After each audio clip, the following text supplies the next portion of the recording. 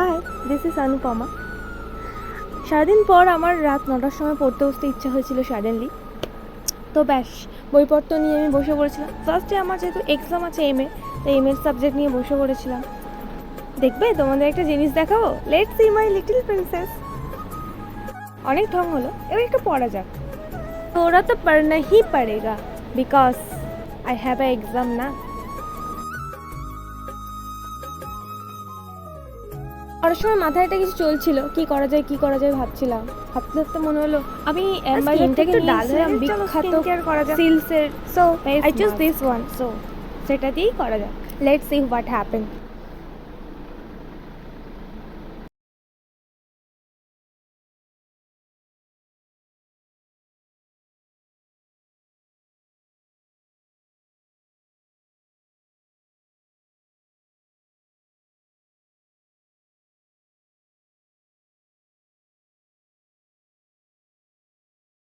দেখছো মুখটা কেমন সকসক করতেছে? Oh my God. যাকে একটু পড়তে বসে যাক।